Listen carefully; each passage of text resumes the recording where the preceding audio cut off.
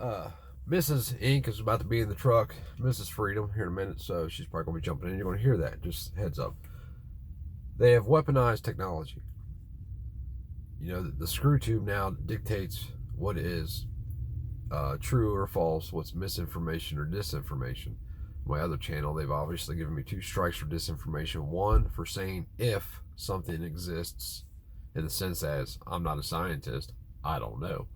And I was clear about that in the video. They didn't care. And it was even unlisted. You couldn't even see it. Only my Patreon members could see it. Thank you guys. Appreciate y'all. All that money goes into a bank account, and it's meant to help people, you know, or it pays for, like, we're trying to get something together to go to Tennessee this weekend possibly and help somebody out. So it pays for stuff like that. But they've weaponized it. So they dictate what you can and can't see, what you can and can't read, what is and isn't true. What does that do?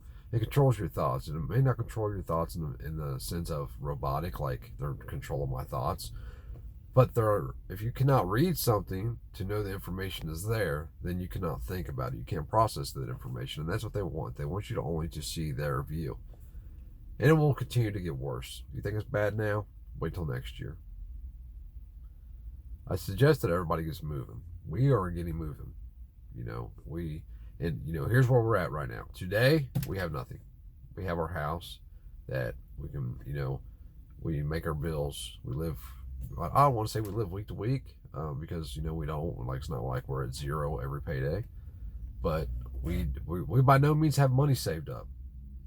So I'm thinking about taking this channel or Freedom Inc. show and just showing you it can be done. And we're going to do it. Come hell or high water, we are going to do it. A failure is not an option. And we are going from a tech-loving family that, I don't want to say everybody's addicted to tech, but we all spend a lot of time on our phone, a lot of time on our phones, a lot of time on the computer, a lot of time on our tablets. We're going from that, and we are getting rid of it. We're removing it from our life.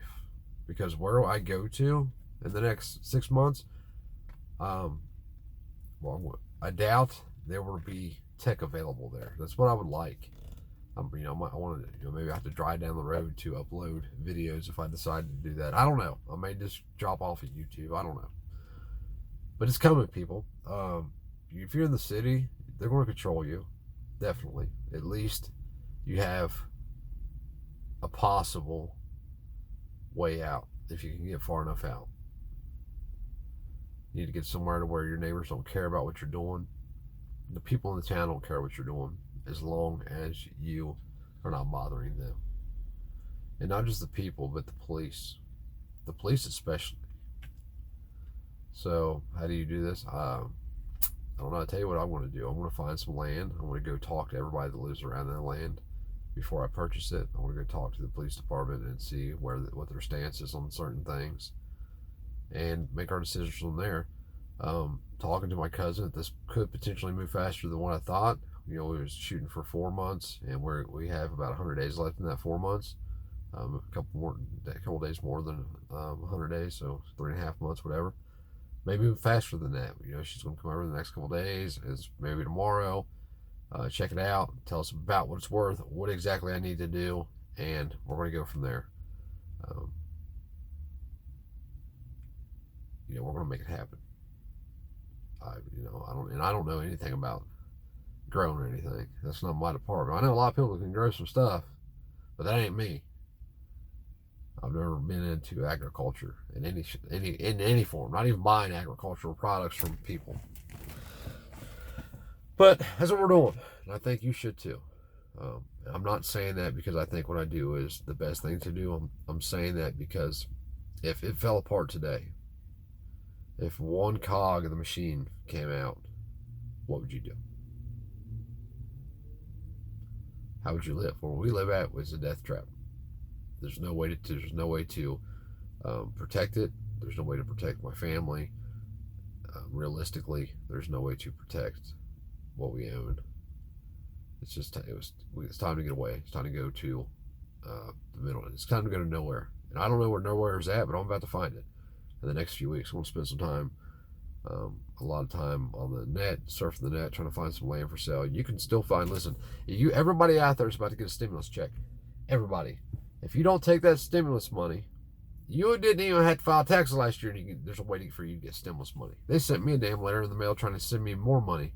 I think it was kind of a trap, though, because they're like, if you could have made $5,000 last year, but I didn't file taxes last year, so like if you could have made $5,000 last year, we'll give you an extra $100 a month or some shit like that. It was something crazy.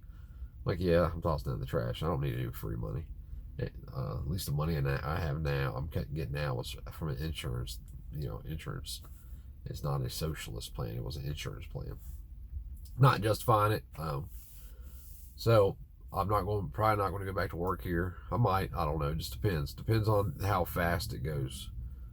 Today, I could sell. She said you can put your house in the market right now. It's all for 110 without even me looking at it.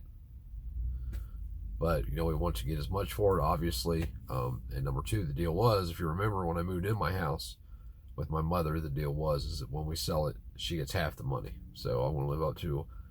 Well, I don't have a choice because it's still in her name, so she's really going to be the one selling it. So hopefully she lives up to her and gives me half the money, or else we're going to be out of house, living in the truck that I borrowed. That's really broke down. I shouldn't be driving. You gotta love life, man. Pray for I got a cousin that is sick in the hospital.